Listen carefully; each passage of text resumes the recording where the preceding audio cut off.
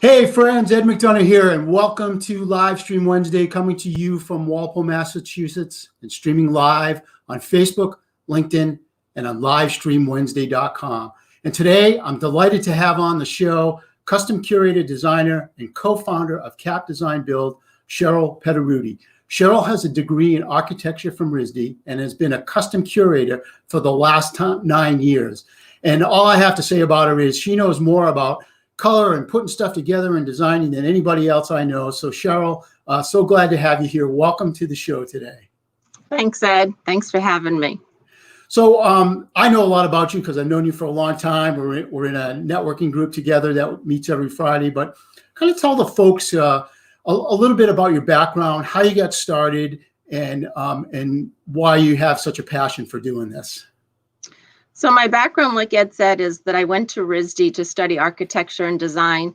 But even while I was at RISD, I actually worked at G Fox, which I don't know if any of you are old enough to remember that, when it was in the Midland Mall, which is now the Rhode Island Mall. And I worked there part-time to help pay for RISD. And so I've always had the blend of the retail and the fashion. And ironically, I worked in the men's department while I was a kid. And I started there, then moved around for about 10 years with my ex-husband, had 5 children. So that really became the focal point, and where I spent most of my time was raising the children. And then when they started to leave the nest, I went back into the clothing world and some design at the same time. And clothing has taken a change from COVID. So with every change gets new opportunity. And I've started to really do my design again that I've loved. So that's where awesome. I am now. That's awesome. So tell me a little bit about what you're doing now with Cap Design and how that kind of separates what separates what you're doing from like what other contractors are doing. So I started with my partner, Art, who was building retail construction and has built and estimated and been in the contracting world for 25 years. We are a design build company. So we truly can take your project from concept to total completion, including the details of custom fabrics and fine decorating. We can take it as far as you want. But what makes this a little more unique is the experience we both bring to the table. And we're a small company. So for what you would normally when you go with a company like ours, it's larger. You're dealing with a lot of different people within that, under that umbrella. With us, it's like me, some of our subs. We have 1 employee, and it's Art. So we offer you a lot of what you get in a big company in a small, compact package. That's awesome. And I've seen your post on LinkedIn where you're actually like grouting tile, and so you're really hands-on when you do this stuff. Yeah, I enjoy it. Again, my background is in design, but we've always done projects ourselves. I've done many projects while I was married on the side, and I've laid tile, I've grouted tubs, I paint. So anything where I'm using my hands and actually providing a little bit more of a custom or unique detail is something that I really thrive on.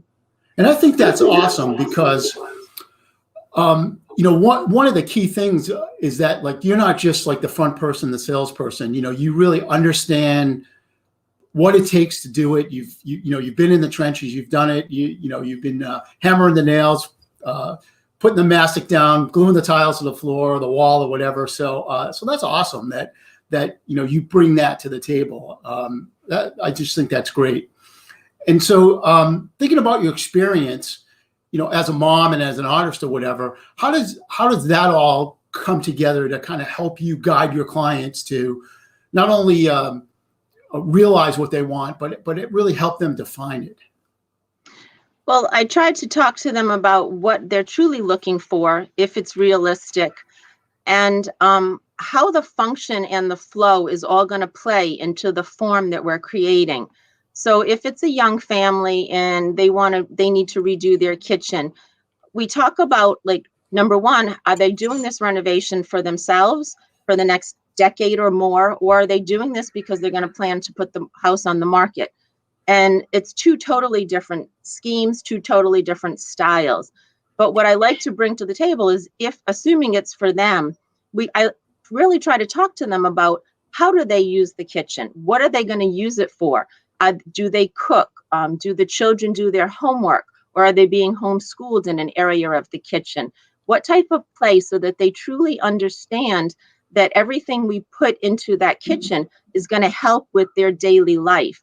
It's not just about doing a kitchen remodel so that it looks nice, but doing it so that it actually functions. And when they walk into that kitchen, they love it. There's a place for everybody. They feel comfortable, whether it's just for the family of 4 or 7, or whether they're entertaining for 20 people. If that's something that they do on a regular basis, we need to take that into consideration. How is it going to flow at Christmas time if there's 30 people in the house?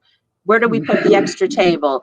Is it a buffet? And so I really try to bring my skills as a mom and as an artist into that, so that they understand the dynamics and the layout. Really, it's very critical. It's very critical. Yeah, I can absolutely see that. And having been through it myself, in my house, I truly appreciate that. So let's say someone says, okay, we want to redo our master bedroom or add a bath or something. Can you kind of take us through the process of what you walk them through? I know you just talked about those 3 important things, but what's kind of the process behind that someone can expect to go through when they work with you? So initially, I do a phone consult to talk to them about their timeline, their budget, and again, if they're doing it for themselves or if it's something for resale, and what their style is like. So I want to make sure that what we're going to do and what I think is going to look best also is going to go in with their own unique style. And that's the critical part. And it also has to play into the architecture of the home. If they have these ideas where they want like something really postmodern or incredibly antique-y, but they're living in, like a shabby chic country cottage, I try to explain to them that that's not the overall theme. The rooms should play off one another, and it should all complement one another. So the flow of the home really should be beautiful. It should be symbolic of what they're looking for, but it also should make sense. Yeah, that's those are excellent points. So what about when well, let me ask you this. Do you ever have people who say, yeah, I hear what you're saying, but I still want to go the other way? What happens then?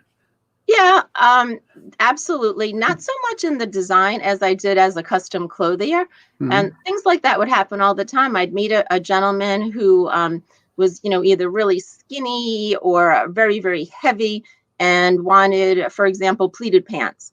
And especially for some of my heavier clients, they felt that pleated pants were more flattering. And I tried to explain to them that pleats don't flatter anybody, really. And you don't need extra space right in the front, in the groin area. Nobody needs that. We don't want to call attention to that. So, sometimes it takes building a relationship with a person to understand that I'm the professional. I know best, but it's up to you, and you have to be comfortable in it. If I put you in those flat front pants and you hate them, it's not going to work, and you're not going to call me back. So there has to be a happy medium and a compromise. Sometimes that takes a little bit of getting used to, but ultimately it's my client needs to be happy, and I need to do my best to make them happy. So if they want to go with an orange kitchen, I'm going to give it to them. Yeah, absolutely. So what about when they don't know what they want? They know they want to change the space or expand the space or put an addition on. They kind of have this idea, but they're just clueless about where to go beyond that. How do you help folks like that? So for somebody like that, there are different quizzes that you can do. You can find them online, or I can give them to you. And, it's really selecting, showing them 3 different images of the bedroom. Which one do they like most? Showing them different colors. I have a designer kit from Sherwin-Williams that has every color made to, under the rainbow. And I can pull out different booklets. What of these colors are most pleasing to you? So it's different things like that where I have to kind of, dig down and really find it. And a lot of times they know more what they don't want. And then once we eliminate what they don't like, it's easier to figure out what we do like. Hmm. Yeah, absolutely. I didn't realize that, that's a great methodology of, showing somebody the three pictures and saying, which one do you relate to the most? I love that idea.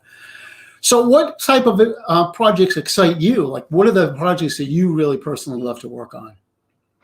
I love to do something where I really can help the client all the way through, including the final decorating stages. A lot of times they don't understand how important those final details are. Like we'll talk about in the design, the placement of the furniture, so we understand where to put the outlets, what type of lighting, how many lumens are required in a specific area, so everything works out perfectly for what they want. Certain areas require more lighting. Obviously, a kitchen, you need more lighting than you do in a family room, things like that. But when they let me take it to that final step where I'm actually helping select the sofa or the fabric or designing a custom window treatment or picking out a vase for the custom bookshelves we just did, those are the types of things, because then I can really see what I've envisioned all along. I can see it really happen. And the client can too. So it's exciting to work together and put everything in place just like we had. And a lot of times, because I'm visual and I'm the artist, I can see it from the time I start to design it. I can see it, but they can't. So when we do it together and they say, yeah, that's just what I was thinking, it's like, yes, Yeah, that's awesome. That's when we connect. That's awesome. I want to bring a point up. So you don't necessarily do everything from start to finish for every client. So you may just do the build out or the design part. Is that true, or how does that work? Yeah, absolutely. Certain things, when I went to RISD, it was way back in the dark ages where CAD was only a concept referred to a gentleman who was ill-mannered. I never learned CAD, and I don't want to learn CAD. I have a much simpler plan that I can draft on my computer. So if it's a total renovation, something where we need to bring in an architect or a draftsman, that we sub out.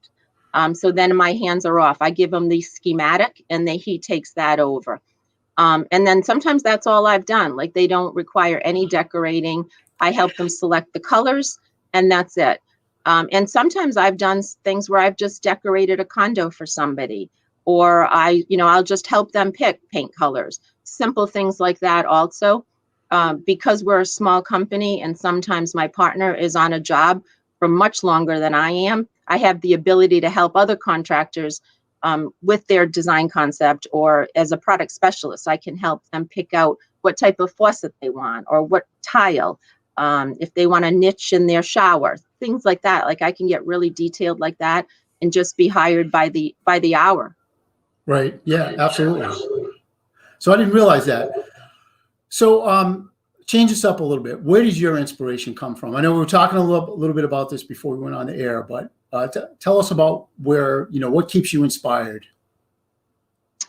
A lot of it stems back from just really trying to help people love the things that they live with. It's like when you wear a nice dress or when you wear a nice suit and you feel great about how you look, and somebody compliments you. I love that. That inspires me to help other people. If you have a front door and people drive by and say, wow, that looks awesome, or a simple wreath that you've hung on that, it makes you feel good. And you open that door and you embrace the room that you enter. You can't wait at the end of a long day to plop into your oversized sofa or, an ugly recliner.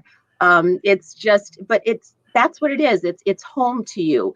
It's not just about building a room or an addition.